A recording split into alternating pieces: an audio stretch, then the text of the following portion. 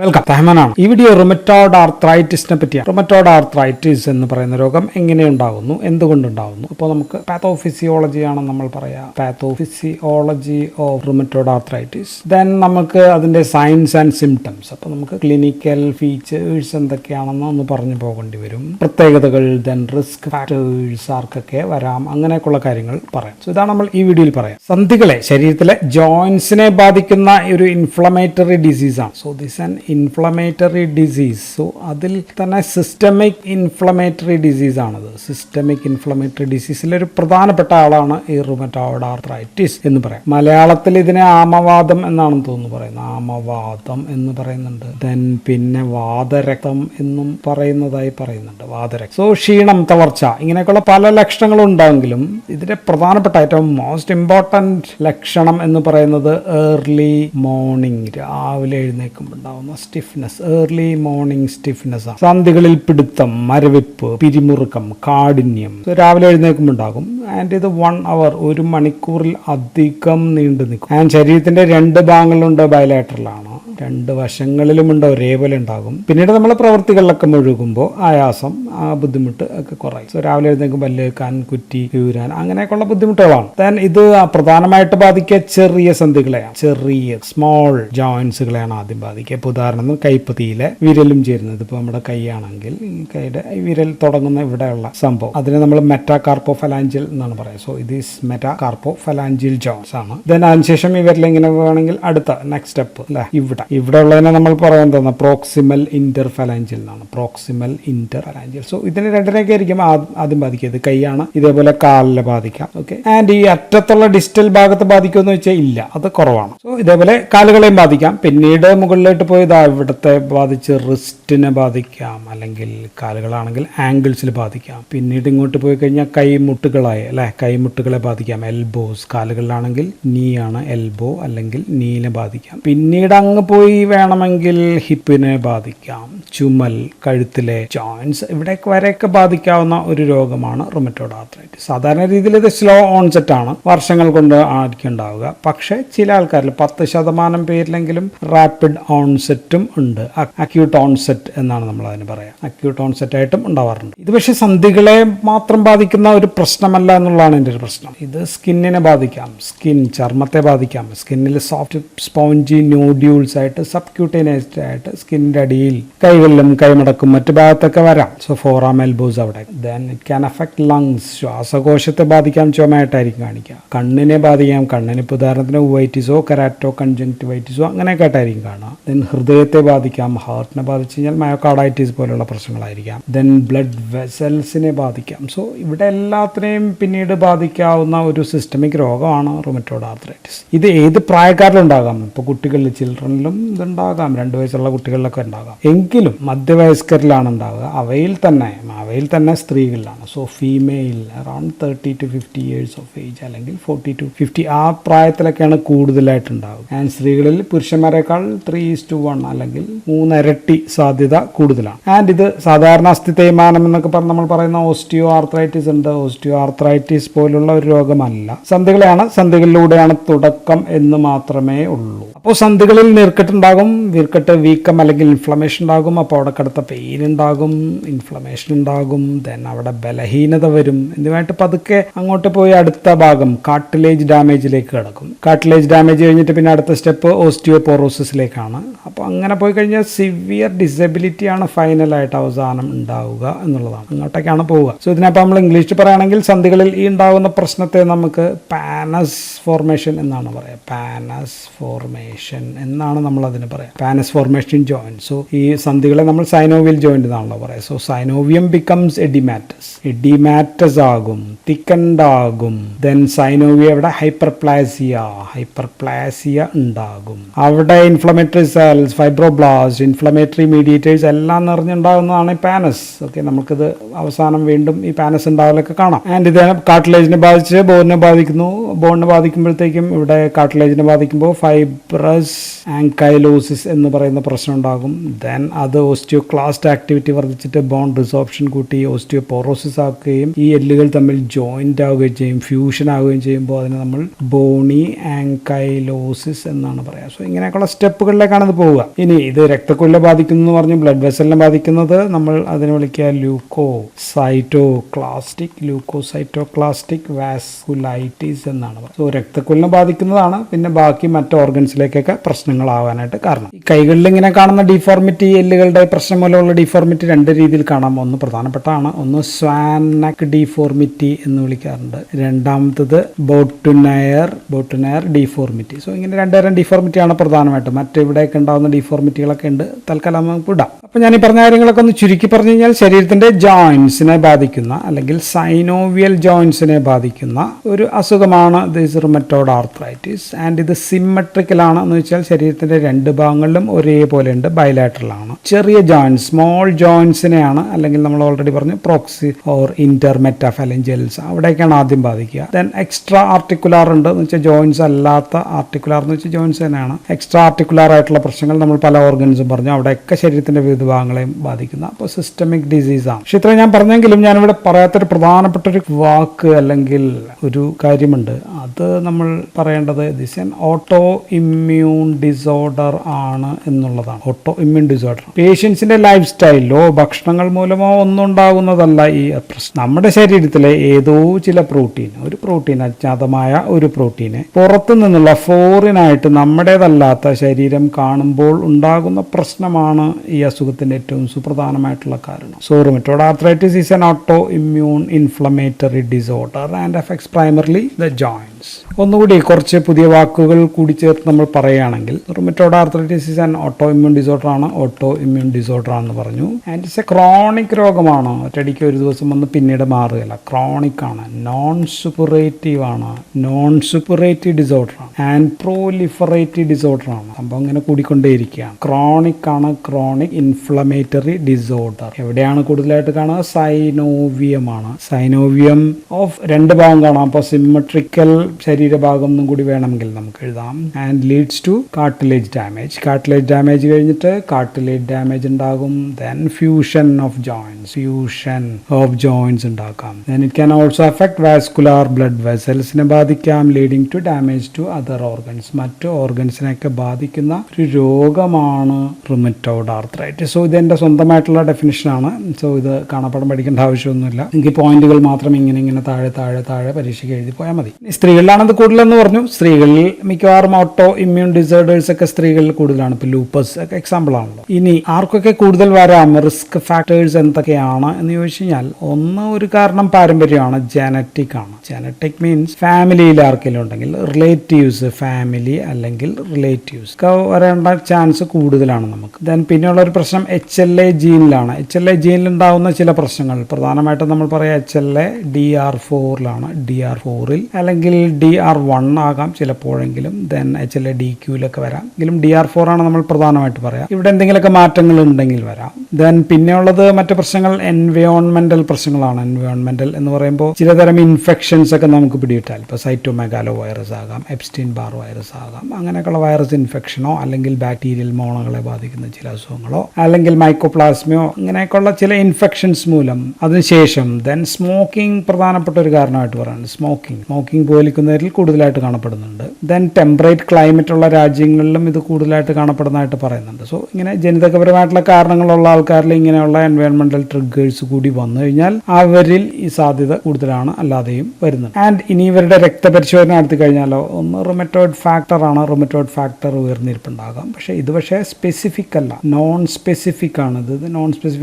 ഇത് മറ്റു പല ഇൻഫെക്ഷൻസ് വഴിയും ഉയർന്നിരിക്കാം. ഇതുള്ളവരിൽ ഉണ്ടാവണമെന്ന് പോലും ഇല്ല. ദെൻ പിന്നെയുള്ളത് ACPase ആണ്, അല്ലെങ്കിൽ ആന്റി സിട്രുലിൻ. ഈ വാക്കൊന്നും കേട്ടു വെച്ചേക്ക് വെരി ഇമ്പോർട്ടൻ്റ് ആണ്. Citrulline protein antibodies. ഇത് കുറേ കൂടി സ്പെസിഫിക് ആണ്. സോ ഇത് ഉയർന്നിരിക്കുന്ന ആൾക്കാരിൽ രോഗം വരാനുള്ള ചാൻസ് കൂടുതലാണ്, അല്ലെങ്കിൽ രോഗമുള്ള ആൾക്കാരിൽ ഇത് എന്തായാലും ഉയർന്നിട്ടുണ്ടാകാം. സോ ഇത് കുറേ കൂടി സ്പെസിഫിക് ആയിട്ടുള്ള ഒരു ടെസ്റ്റാണ്. സോ ഇതിനെക്കുറിച്ച് നമുക്ക് പിന്നീട് കൂടുതൽ പറയാം. ഇവരുടെ ESR നോക്കി കഴിഞ്ഞാൽ ESR കൂടുതലായിരിക്കാം. ഇൻക്രീസ്ഡ് ESR ഒരു 40-50 മുകളിലായിരിക്കും. Then C reactive protein CRP നോക്കിയാലും ഉയർന്നിരിക്കുന്നതായിട്ട് കാണാം. ദെൻ പിന്നെ നമ്മൾ എക്സ്റേ ഫൈൻഡിങ്സ് ഒക്കെ നോക്കാം. ദെൻ അല്ല അല്ലാതെയും പല ടെസ്റ്റുകളൊക്കെ ഇപ്പോൾ ഉണ്ട്. സോ അങ്ങനെ കൊണ്ട് നമുക്ക് റുമറ്റോയ്ഡ് ആർത്രൈറ്റിസ് സ്ഥിരീകരിക്കാം. സോ അഡ്വാൻസ്ഡ് ആയിട്ടുള്ള കേസുകളിൽ ഇതൊന്നും നോക്കേണ്ട ആവശ്യമില്ല. രോഗിയെ കാണുമ്പോൾ തന്നെ വിരലുകളൊക്കെ നോക്കി കഴിയുമ്പോൾ തന്നെ നമുക്ക് മനസ്സിലാക്കും. പിന്നെ നമുക്ക് പറയേണ്ടത് പാത്തോഫിസിയോളജിയാണ് നമുക്കിനി പറയുന്നത്. പാത്തോഫിസിയോളജിക്കൽ പ്രോസസ്, 2 എല്ലുകൾ, ഇപ്പോൾ 2 എല്ലുകൾ വരച്ചാൽ ഇതൊരു എല്ലാണെന്ന് വരച്ചാൽ എനിക്ക് പടം വരയ്ക്കാനൊന്നും അറിയത്തില്ല, 2 എല്ലുകളാണെന്ന് വിചാരിച്ചാൽ 2 എല്ലുകൾ കൂടിച്ചേരുന്ന സ്ഥലമാണ് നമ്മൾ ആർട്ടിക്കുലാർ ജോയിൻസ് എന്ന് വിളിക്കുക, അല്ലെങ്കിൽ സൈനോവിയൽ ജോയിൻസ് അവിടെയാണ്. സോ ഇതൊരു ബോണാണ്, എല്ലാണ്.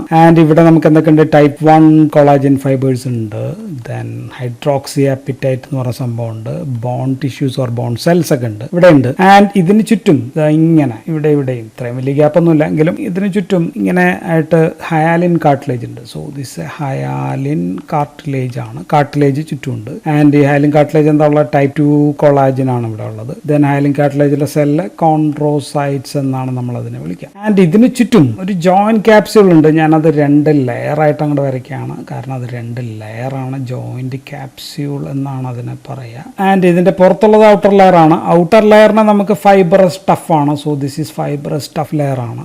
ആൻഡ് അകത്തുള്ളത് ഇന്നർ എന്ന് പറയുന്നതിനെ നമ്മൾ സൈനോവിയൽ മെംബ്രെയിൻ എന്നാണ് വിളിക്കുക, സൈനോവിയൽ മെംബ്രെയിൻ. ആൻഡ് ഈ സൈനോവിയൽ മെംബ്രെയിൻ നമുക്ക് ഇനി ഉണ്ടാക്കാം, 2 ലെയർ ഉണ്ടെന്ന് കാണാം. സൈനോവിയൽ മെംബ്രെയിൻ മാത്രമാണ് ഞാൻ 2 ലെയർ ആക്കിയത്. ആൻഡ് ഇവിടെയുള്ള ഈ അകത്തുള്ള ഇന്റിമ എന്ന് വെച്ചാൽ ഇവിടെയാണ് ഉദ്ദേശിക്കുന്നത്. ഇന്റിമൽ ലെയറിൽ നമുക്കുള്ള സെല്ലുകളുടെ പേരൊന്ന് പഠിച്ചു വെച്ചേക്കാം. ഒന്ന് ടൈപ്പ് 1 മാക്രോഫേജസ് ആണ്, മാക്രോഫേജസ് ഉണ്ട്. ദെൻ ഇവിടെ ധാരാളം സൈനോവിയൽ ഫൈബ്രോബ്ലാസ്റ്റ് ഉണ്ട്, സൈനോവിയൽ ഫൈബ്രോബ്ലാസ്റ്റ്. ഈ സൈനോവിയൽ ഫൈബ്രോബ്ലാസ്റ്റ് ഇവിടെ നിന്ന് കുറച്ച് കാര്യങ്ങൾ സെക്രറ്റ് ചെയ്യുന്നുണ്ട്. അതിനകത്ത് ലുബിസിൻ ഉണ്ട്, ഹൈലൂറോണിക് ആസിഡ് ഉണ്ട്, കോൺട്രോയിറ്റിൻ, ഇങ്ങനെയൊക്കെയുള്ള സംഭവങ്ങളുണ്ട്. ആൻഡ് പുറത്തുനിന്നുള്ള ഇപ്പുറത്തുള്ള ഔട്ടർ ലെയറിലുള്ള ബ്ലഡ് വെസലിൽ നിന്ന് ഊസ് കാപ്പിലറീസിൽ നിന്ന് ഊസ് ഔട്ട് ചെയ്ത് വരുന്ന ഫ്ലൂയിഡ്, ഇതെല്ലാം കൂടി ചേർന്നിട്ടാണ് ഇതിനകത്ത് നിറയ്ക്കുന്ന സൈനോവിയൽ ഫ്ലൂയിഡ് എന്ന് നമ്മൾ പറയാം. സോ 2 എല്ലുകൾക്കിടയിൽ സൈനോവിയൽ ഫ്ലൂയിഡ് അത് ലൂബ്രിക്കേറ്റ് ചെയ്യാനായിട്ട് ഉപയോഗിക്കുന്നുണ്ട്. തന്നെ ഈ കോൺട്രോസൈറ്റ്സിനകത്തുള്ള അതിന് ന്യൂട്രീഷൻ കൊടുക്കണം, അതിന്റെ എക്സ്ക്രീഷൻ. സോ ഇതൊക്കെയാണ് ഈ സൈനോവിയൽ ഫ്ലൂയിഡ്. ഏകദേശം 1 to 2 ml ഒക്കെ പരമാവധി ഉണ്ടാകത്തുള്ളൂ. സോ ഇവിടെ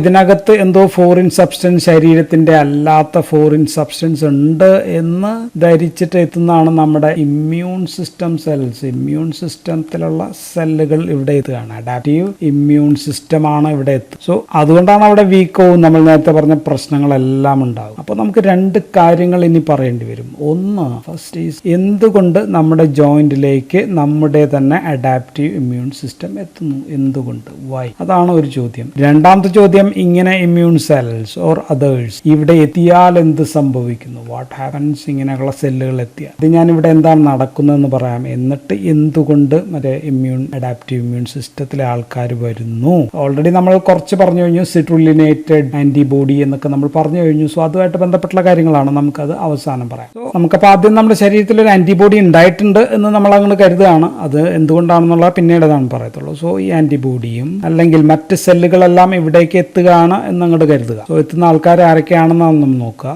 സോ ശത്രുവാണെന്ന് കരുതി അപ്പോൾ ആക്ടിവേറ്റഡ് ആകുന്ന ആദ്യത്തെ സെൽ CD4+ T ലിംഫോസൈറ്റ്സ് ആണ്. CD4+ ലിംഫോസൈറ്റ്സ് ആക്ടിവേറ്റഡ് ആവുന്നു. ഇത് ഡിഫറൻഷിയേറ്റ് ചെയ്തിട്ട് ഉണ്ടാകുന്നത് 1TH1T ഹെൽപ്പർ 1 സെൽസ് ആണ് ഉണ്ടാവുക. ആൻഡ് രണ്ടാമത് ഉണ്ടാവുക T helper 17 cells. Then antibody ഉണ്ടാക്കുന്നത് B സെൽസ് ആണ്. അതിൽ നിന്ന് പ്ലാസ്മ സെൽസ് ഉണ്ടായി വരുന്നുണ്ട്. സോ ഇതും ഇവിടെ എത്തുന്നുണ്ട്. And these all release cytokines. എല്ലാം റിലീസ് ചെയ്യുന്ന സാധനങ്ങളുടെ പേര് സൈറ്റോകൈൻസ് എന്നാണ് നമ്മൾ പറയുക. ചിലതെങ്കിലും സൈറ്റോകൈൻ അല്ല. ആൻഡ് TH1 T ഹെൽപ്പർ 1ൽ നിന്നുണ്ടാകുന്നത് ഇന്റർഫെറോൺ ഗാമയാണ്. ആൻഡ് TH7ൽ നിന്നുണ്ടാകുന്നത് ഇന്റർലൂക്കിൻ 17 ആണ്. ആൻഡ് പ്ലാസ്മ സെല്ലിൽ നിന്ന് പുറത്തേക്ക് വരുന്ന ആന്റിബോഡി പുറത്തു വരുന്നുണ്ട്. പ്ലാസ്മ സെല്ലിൽ നിന്ന് ആന്റിബോഡി ഈസ് റിലീസ്ഡ്. ആൻഡ് ഇത് ഇവിടെ അകത്തുള്ള അല്ലെങ്കിൽ നേരത്തെയുള്ള ആന്റിജനുമായിട്ട് കോംപ്ലക്സ് ചെയ്യുന്നുണ്ട്, അല്ലെങ്കിൽ ഇതിനകത്തുള്ള ആന്റിജനുമായിട്ട് കോംപ്ലക്സ് ചെയ്യുന്നുണ്ട്. അപ്പോൾ ഉണ്ടാകുന്ന പ്രശ്നങ്ങൾ എന്തൊക്കെയാണ്? ആന്റിജൻ ആന്റിബോഡി കോംപ്ലക്സ് ഉണ്ടാകുന്നു, അല്ലെങ്കിൽ ഇമ്മ്യൂൺ കോംപ്ലക്സും ഉണ്ടാകുന്നു. ഇമ്മ്യൂൺ കോംപ്ലക്സും ഉണ്ടായി. ഇതിൽ ഈ ഇന്റർഫെറോൺ ഗാമയും interleukin 7 and also this immune കോംപ്ലക്സും, ഇത് മൂന്നും കൂടി സൈനോവിയൽ, ഇവിടെ നമ്മൾ ചില സെല്ലുകൾ ഉണ്ടെന്ന് പറഞ്ഞു, അതിന്റെ പേര് ടൈപ്പ് A മാക്രോഫേജസ് ആണെന്ന് പറഞ്ഞു. ഇവിടെ മാക്രോഫേജസ് ഉണ്ട്. ആൻഡ് ഇതിനെ പോയി ആക്ടിവേറ്റ് ചെയ്യും. അപ്പൊ ഇത് ആക്ടിവേറ്റഡ് ആയി കഴിഞ്ഞാൽ ഇതിൽ നിന്ന് വിവിധ തരം സൈറ്റോകൈൻസ് ഓർ കീമോകൈൻസ്, ഇങ്ങനെയൊക്കെയുള്ള സംഭവങ്ങൾ, cytokines and chemokines are released. So ഇതാണ് പ്രോ ഇൻഫ്ലമേറ്ററി മീഡിയേറ്റേഴ്സ് എല്ലാം റിലീസ്ഡ് ആവും. അപ്പോൾ പ്രധാനപ്പെട്ട ആൾക്കാർ പറയുകയാണെങ്കിൽ 1 ഈസ് ട്യൂമർ നെക്രോസിസ് ഫാക്ടർ ആൽഫയാണ്. രണ്ടാമത്തത് ഇന്റർലൂക്കിൻ 1 ആണ്. മൂന്നാമത്തത് ഇന്റർലൂക്കിൻ 6 ആണ്. നാലാമത്തത് മാക്രോഫേജ് കോളനി സ്റ്റിമുലേറ്റിംഗ് ഫാക്ടർ ആണ്. ദെൻ അഞ്ചാമത്തത് ഇന്റർലൂക്കിൻ 8. സോ ഇന്റർലൂക്കിൻ 8 ഒരു സൈറ്റോകൈൻ അല്ല, ഇതൊരു കീമോകൈൻ ആണ്. ചെറിയ വ്യത്യാസം മാത്രമേ ഉള്ളൂ. സോ ഇപ്പൊ എന്താ സംഭവിച്ചത്, ഈ റിലീസ് ചെയ്ത സംഭവങ്ങൾ ഇവിടെയുള്ള മാക്രോഫേജസിനെ സ്റ്റിമുലേറ്റ് ചെയ്തിട്ട് അതിൽ നിന്ന് പലതരം ഇൻഫ്ലമേറ്ററി മീഡിയേറ്റേഴ്സ് വീണ്ടും റിലീസ് ചെയ്യുന്നു. ആൻഡ് ഇതിൽ tumour necrosis factor and interleukin 1 ഇതിനെ രണ്ടിനെയും നമ്മൾ പ്രൈമറി സൈറ്റോകൈൻസ് എന്നാണ് വിളിക്കുക. കാരണം ഇവർക്ക് ഇവിടെ ഒരുപാട് പണികളുള്ളതാണ്, പ്രധാനപ്പെട്ട ആൾക്കാരാണ്. ഇൻഫ്ലമേറ്ററി മീഡിയേറ്റേഴ്സ് റിയാക്ഷൻസ് ഒക്കെ നടക്കാനായിട്ട് ഇവിടെ ആന്റിജൻ ആന്റിബോഡി കോംപ്ലക്സും ഉണ്ട്. ആന്റിജൻ ആന്റിബോഡി കോംപ്ലക്സ് ആക്ട് ചെയ്യുമ്പോൾ എന്തൊക്കെ ഉണ്ടാവുക, അവിടെ നിന്നുണ്ടാകുന്നത് കോംപ്ലിമെന്റ് സിസ്റ്റം ആക്ടിവേഷൻ ആണ്. 1 complement system activation, 2 clotting system activation നടക്കുന്നുണ്ട്. സോ അങ്ങനെ പല പ്രോട്ടീനുകളും ഇവിടെ. മാത്രമല്ല ഈ സെൽസ് എല്ലാം നശിപ്പിച്ചിട്ട് ഈ സെൽസ് ഇവിടെ നശിക്കുന്നുണ്ട്. സെൽസ് നശിച്ചു കഴിഞ്ഞാൽ സെൽസിൽ നിന്ന് പുറത്തേക്ക് വരുന്ന അറാക്കിഡോണിക് ആസിഡ് മെറ്റബോളൈറ്റ്സ്, അതായത് പ്രോസ്റ്റാഗ്ലാൻഡിൻ I2 ഉണ്ട്, അല്ലെങ്കിൽ പ്രോസ്റ്റാസൈക്ലിൻ, പ്രോസ്റ്റാഗ്ലാൻഡിൻ E2 ഇങ്ങനെയൊക്കെയുള്ള സംഭവങ്ങളും ഇവിടെ റിലീസ് ആവുന്നുണ്ട്. ഇതിൽ TNF ആൽഫ, ഇന്റർലൂക്കിൻ 1 എന്നിവ ഇവിടെ തൊട്ടപ്പുറത്ത് ബ്ലഡ് വെസൽസ് ഉണ്ട്, വാസ്കുലാർ ബെഡ്സ് ഉണ്ട്. സോ ഇതിനെ വാസോ ഡയലേഷൻ ഉണ്ടാക്കുമ്പോൾ ഇങ്ങോട്ടേക്ക് കൂടുതൽ ബ്ലഡ് ഇങ്ങോട്ടേക്ക് വരുന്നു. വാസോ ഡയലേഷൻ, പ്രോസ്റ്റാസൈക്ലിനും വാസോ ഡയലേഷൻ ഉണ്ടാക്കാൻ നമുക്കറിയാം. ദെൻ ഇവിടെയുള്ള ബ്ലഡ് വെസൽസ് ചുരുങ്ങുമ്പോഴത്തേക്കും, ബ്ലഡ് വെസൽസ് എന്ന് പറയുമ്പോൾ അതിനകത്തുള്ള എൻഡോത്തീലിയൽ സെൽസ് പ്രവർത്തിക്കുന്നു. എൻഡോത്തീലിയൽ സെൽസിന്റെ സെല്ലുകൾ ചുരുങ്ങുമ്പോൾ അകത്തു നിന്ന് പ്ലാസ്മ കുറെ ലീക്ക് ഔട്ട് ആയിട്ട് ഇങ്ങോട്ടേക്ക് വരും. സോ പ്ലാസ്മ ലീക്ക് ഔട്ട് ആയിട്ട് exudation of plasma leak out ആകുന്നു. അപ്പൊ അവിടെ നീര് വരുന്നു, അതുകൊണ്ടാണ്. Then interleukin 8 interleukin 17 and interleukin 8 and also this 17 ഇവിടെ ഉണ്ട്. ആൻഡ് ഇത് നമുക്കറിയാം കീമോ അട്രാക്ടന്റ് കൂടിയാണ്. സോ അപ്പോൾ ബ്ലഡിൽ നിന്ന് ആരെ ഇങ്ങോട്ടേക്ക് റിലീസ് ചെയ്യിപ്പിക്കും അല്ലെങ്കിൽ കൂടുതലെത്തിക്കും, നമ്മളുടെ ന്യൂട്രോഫിൽ ഇവിടെ കൂടുതലെത്തും, അല്ലെങ്കിൽ പോളിമോർഫോ ന്യൂക്ലിയർ സെൽസ് ഉണ്ടാകും. അത് നമുക്കറിയാം ഒരു ഇൻഫ്ലമേഷൻ, അക്യൂട്ട് ഇൻഫ്ലമേഷൻ ഏറ്റവും പ്രധാനപ്പെട്ട ആൾക്കാരാണ്. ഇതിൽ നിന്ന് ആരായിരിക്കും റിലീസ് ചെയ്യുക, ഫ്രീ റാഡിക്കൽസ് റിലീസ് ചെയ്യുന്നുണ്ട്. ആൻഡ് ഫ്രീ റാഡിക്കൽസ് നമുക്കറിയാം ഹൈലി ടോക്സിക് ആണ്. സോ ഇന്റർലൂക്കിൻ 6 ചെയ്യുന്നത് നേരെ ലിവറിലേക്കാണ് പോവുക. ലിവറിലേക്ക് പോയിട്ട് അവിടെ എത്തിയിട്ട് ഹെപ്പാറ്റോസൈറ്റ്സിനെ സ്റ്റിമുലേറ്റ് ചെയ്തിട്ട് അക്യൂട്ട് ഫേസ് റെസ്പോൺസിന് വേണ്ട സംഭവങ്ങൾ, ഉദാഹരണത്തിന് കോംപ്ലിമെന്റ് സിസ്റ്റം അല്ലെങ്കിൽ കൊയാഗുലേഷൻ ഫാക്ടേഴ്സ്, ഇതിനൊക്കെ വേണ്ടുള്ള പ്രോട്ടീൻ സിന്തസിസ് കൂടുതലായിട്ട് നടത്താനായിട്ട് സംഭവിക്കും. അതുകൊണ്ടാണ് ഇന്റർലൂക്കിൻ 6 ഇസ് എ ക്രോണിക് ഇൻഫ്ലമേഷന് പ്രധാനപ്പെട്ട ഒരാളാണ് എന്ന് നമ്മൾ പറയും. ഇത് തുടർച്ചയായിട്ട് ചെയ്തുകൊണ്ടേയിരിക്കും. സോ ഇവിടെ നടക്കുന്ന ഇപ്പൊ ഇൻഫ്ലമേഷൻ ആണ്. ഇൻഫ്ലമേഷന്റെ ലക്ഷണങ്ങൾ നമ്മൾ പഠിച്ചിട്ടുള്ളത് കോളർ, ഡോളർ അല്ലെ, tumor, loss of function, pain, ഇങ്ങനെയൊക്കെയുള്ള എല്ലാ സംഭവങ്ങളാണ് ഇവിടെ നടന്നുകൊണ്ടിരിക്കുന്നത്. ഇനി ഇതുമൂലം സൈനോവിയൽ മെമ്പറിൽ എന്തെല്ലാം മാറ്റങ്ങൾ ഉണ്ടാവുന്ന വെച്ച് കഴിഞ്ഞാൽ, ഉദാഹരണത്തിന് ട്യൂമർ നെക്രോസിസ് ഫാക്ടർ ആൽഫയും ഇന്റർലൂക്കിൻ 1. സോ അത് ഇവിടെ ഇന്റിമയിൽ പ്രവർത്തിക്കുന്നു അല്ലെ, ഇന്റിമയിലുള്ള സൈനോവിയൽ സെൽസിൽ പ്രവർത്തിച്ചിട്ട് ഇൻക്രീസ്ഡ് സൈനോവിയൽ സെൽസിന്റെ ഹൈപ്പർപ്ലാസിയ ഉണ്ടാക്കുന്നു. ഇങ്ങനെ അങ്ങോട്ട് ഇവിടെയൊക്കെ ഒന്ന് ആലോചിച്ച് നോക്കുക, കൂടുതലായിട്ടുണ്ടാകുന്നു, കൂടുതൽ സൈനോവിയൽ സെൽസ് ഉണ്ടാകുന്നു. ആൻഡ് ഇവിടെ കൂടുതൽ ബ്ലഡ് വെസൽസ് ഉണ്ടാകും. സോ ഇങ്ങനെ ഇന്റിമൽ സെൽസ് വികസിച്ച് ഈ സൈനോവിയൽ ക്യാവിറ്റിയുടെ അകത്തേക്ക് അങ്ങ് വളരുകയാണ് അല്ലെങ്കിൽ വികസിക്കുകയാണ്. സോ ഇത് ഹയലിൻ കാർട്ടിലേജ് ഉള്ള ഇവിടെ നമ്മൾ പറഞ്ഞു ടൈപ്പ് 2 കൊളാജൻ സെൽസിനെ ഇൻവേഡ് ചെയ്യും. അപ്പോൾ ഇവിടെ പോയി സംഭവം ഇനി ഇങ്ങോട്ടേക്കാണ് കയറുക. സോ ഇതിനായിട്ട് ഈ സൈനോവിയൽ ഫൈബ്രോബ്ലാസ്റ്റിൽ നിന്ന് കാർട്ടിലേജിനെ, ഇവിടെയുള്ള സംഭവങ്ങളെ ഡീജനറേറ്റ് ചെയ്യുക അല്ലെങ്കിൽ ഡീഗ്രേഡ് ചെയ്യുന്ന പ്രോട്ടിയേസസ് എന്ന് പറയുന്ന സംഭവങ്ങൾ ഉണ്ടാകും. സാധാരണ രീതിയിൽ കോൺട്രോസൈറ്റ്സ് അതിനെ നശിപ്പിക്കുന്ന പ്രോട്ടിയോസൈറ്റ്സ് ഉണ്ടാകുന്നതിനെ ഇനാക്ടിവേറ്റ് ചെയ്യാനായിട്ടുള്ള സംഭവങ്ങളുണ്ട്. പക്ഷെ നമ്മുടെ ഇവിടെ ന്യൂട്രോഫിൽ ധാരാളമായിട്ട് വന്നിട്ടുണ്ട്. ന്യൂട്രോഫിൽസിൽ നിന്ന് റിലീസ് ചെയ്യുന്നത് ഫ്രീ റാഡിക്കൽസ് ആണ്, അത് അതിനെ നശിപ്പിക്കുന്നു. സോ ഫലം എന്താണ്, പ്രോട്ടിയേസസ് വഴി ഈ കാർട്ടിലേജിന് ഡാമേജ് ഉണ്ടാകുന്നു, കാർട്ടിലേജ് നശിച്ചു തുടങ്ങുന്നു. ഇനി ഈ സമയത്ത് this macrophage colony stimulating factor ഇവിടെയുള്ള ഓസ്റ്റിയോക്ലാസ്റ്റിനെ അല്ലെങ്കിൽ ഓസ്റ്റിയോക്ലാസ്റ്റിന്റെ ആക്ടിവേറ്റ് ചെയ്തിട്ട് ഓസ്റ്റിയോക്ലാസ്റ്റ് പ്രിക്കേഴ്സർ കൂടുതലായിട്ട് ഉണ്ടാക്കുന്നു. ആൻഡ് അതിന്റെ പുറത്ത് ഒരു സംഭവം ഉണ്ട്, റാങ്ക് എന്ന് പറയുന്ന ഒരു സംഭവം, റാങ്ക് റിസപ്റ്റേഴ്സ്. ആ സമയത്ത് tumour necrosis factor alpha, interleukin 1, interleukin 7, നമ്മളിപ്പോ പറഞ്ഞ സംഭവം, ഇതെല്ലാം കൂടി ചേർന്നിട്ട് ഇവിടെ റാങ്ക് എൽ എന്ന് പറയുന്ന ഒരു ലിഗൻഡ് കൂടി ഉണ്ടാവും, റാൻഡൻ ലിഗൻഡ്. സോ ഈ റാങ്ക് എൽ ലിഗൻഡ് ഈ റാങ്കിൽ വന്ന് ഒട്ടിച്ചേരുമ്പോൾ this began to produce osteoporosis ഉണ്ട്. So tumour necrosis factor, interleukin 1, interleukin 7 തുടങ്ങി ഉണ്ടാക്കുന്ന റാങ്ക് ലിഗൻഡ് അത് സോലുബിൾ ഉണ്ട് അല്ലെങ്കിൽ അല്ലാത്തതും ഉണ്ട്. അൺസോലുബിൾ ആയിട്ടുള്ളത് ഇവിടെ വന്ന് ഒട്ടിച്ചേരുകയും ഓസ്റ്റിയോബ്ലാസ്റ്റ് പ്രിക്കേഴ്സറിനായിട്ട് ഒട്ടിച്ചേർന്ന് ഓസ്റ്റിയോബ്ലാസ്റ്റ് പ്രിക്കേഴ്സറിനെ ആക്ടിവേറ്റ് ചെയ്ത് കഴിയുമ്പോൾ അവിടെ നിന്ന് വിവിധതരം പ്രോട്ടീസസ് റിലീസ് ചെയ്യുന്നു. ഇത് മൂലം ഇവിടെയുള്ള ടൈപ്പ് 1 കൊളാജിൻ ഫൈബേഴ്സും ഹൈഡ്രോക്സി അപ്പറ്റേറ്റ് ഒക്കെ നശിക്കുമ്പോഴത്തേക്കും this began to produce osteoporosis ഉണ്ടാകുന്നു, ബോൺ റിസോർപ്ഷൻ ഉണ്ടാകും. അപ്പോൾ ഇവിടെ എന്താ ശരിക്കും സംഭവിച്ചത്? ഈ സൈനോവിയൽ ജോയിൻസിൽ നമ്മുടെ ശരീരത്തിലല്ലാത്ത എന്തോ അപകടകാരിയായിട്ടുള്ള ഫോറിൻ സബ്സ്റ്റൻസ് ഉണ്ട് എന്ന് ധരിച്ച് ഓട്ടോ ഇമ്മ്യൂൺ സിസ്റ്റം ആക്ടിവേറ്റഡ് ആയി പ്രോസസ് ഒക്കെ നടന്നു വരുമ്പോഴത്തേക്കും ഇവിടെ സ്ഥിരം ഇൻഫ്ലമേഷൻ ആണ്, ക്രോണിക് ഇൻഫ്ലമേഷൻ ആണ് വരിക. Cartilage damage to bone damage വരെ എത്തുകയാണ്. സോ ഇവിടെ വന്നിട്ടുള്ള ഈ proliferated ഈ സംഭവങ്ങൾ proliferated synovial cells, then synovial fibroblast, then ഇവിടെ എത്തിയ മറ്റ് സെല്ലുകൾ, then ഇവിടെ ഉള്ള കോൺട്രോസൈറ്റ്സ്, ഓസ്റ്റിയോസൈറ്റ്സ്, ഇൻഫ്ലമേറ്ററി മീഡിയേറ്റേഴ്സ് എല്ലാം കൂടി കൂടിച്ചേരുന്ന ഇവിടെ ഇങ്ങനെ സംഭവങ്ങൾ ഉണ്ടാവുന്നതിനെയാണ് നമ്മൾ എന്ത് വിളിക്കുക? അതിനെയാണ് നമ്മൾ പാനസ് ഫോർമേഷൻ അല്ലെങ്കിൽ പാനസ് എന്ന് വിളിക്കുന്നത്. ഇതാണ്. സോ ഇതാണ് ഇവിടെ നടക്കുന്ന ഇൻഫ്ലമേറ്ററി റിയാക്ഷൻസ്. ഇനി നമുക്ക് പറയേണ്ടത് എന്തുകൊണ്ടാണ് നമ്മുടെ സ്വന്തം ഇമ്മ്യൂൺ സിസ്റ്റം ഇവിടെ സൈനോവിയൽ ജോയിൻസിനെ ആക്രമിക്കുന്നത് എന്നാണ്. സോ ഇങ്ങനെ ആക്രമിക്കാൻ നേരത്തെ ഒരു ആന്റിജൻ വരികയോ അതിനെതിരായിട്ട് ഒരു ആന്റിബോഡി ഉണ്ടാവുകയോ ചെയ്യണം, എന്നാലുള്ള ആന്റിബോഡീസ് ഒക്കെ. സോ അങ്ങനെ ഒരു സംഭവം നേരത്തെ നടന്നിട്ടുണ്ട് എന്നതാണ് ഇവിടെ ഈ ഒരു ഓട്ടോ ഇമ്മ്യൂൺ ഡിസീസസ് എന്ന് പറയാൻ കാരണം. നമ്മുടെ സ്വന്തം ഇമ്മ്യൂൺ സിസ്റ്റം നേരത്തെയോ എന്തിനെയോ എതിരെയോ ആക്ടിവേറ്റഡ് ആയിട്ടുണ്ട്. അതുകൊണ്ടാണ് ഇവിടെയുള്ളത് അതാണ് എന്ന് വിചാരിച്ചിട്ട് ഇമ്മ്യൂൺ സിസ്റ്റം ആക്രമിക്കാനായിട്ടുള്ള കാരണം. സോ ഇതിന് കാരണമായിട്ട് പറയുന്നതിനെയാണ് നമ്മൾ സിട്രുലിനേറ്റഡ് പ്രോട്ടീൻസ് എന്ന് പറയും. നമ്മുടെ ശരീരത്തിൽ ഉണ്ടാവുന്ന പ്രോട്ടീൻസിലെ ആർജിനിൻ പ്രോട്ടീനിൽ പല അമിനോ ആസിഡ് ഉണ്ടാവില്ല, ആർജിനിൻ അത് ചിലപ്പോൾ അത് സിട്രുലിൻ ആയിട്ട് മാറുന്നുണ്ട് പോസ്റ്റ് ട്രാൻസ്ലേഷണൽ മോഡിഫിക്കേഷനിൽ. സോ ഇത് ചെയ്യുന്ന ഒരു എൻസൈം ഉണ്ട്, PAD3 എന്നാണ് അതിന്റെ പേര്. PAD3 പെപ്റ്റൈഡ് ആർജിനിൻ ഡീഅമിനേസ് എന്ന് പറയുന്ന ഇതാണ്. സാധാരണ ഇതൊരു പ്രശ്നമൊന്നുമല്ല, പക്ഷേ ജനിതകപരമായി ഈ ആർജിനിൻ മാറി സിട്രുലിൻ ആകുന്നത് പ്രശ്നമുള്ളവർ ഉണ്ടാകാം. സോ ജനിതകപരമായിട്ടുള്ള പ്രശ്നം അല്ലെങ്കിൽ നേരത്തെ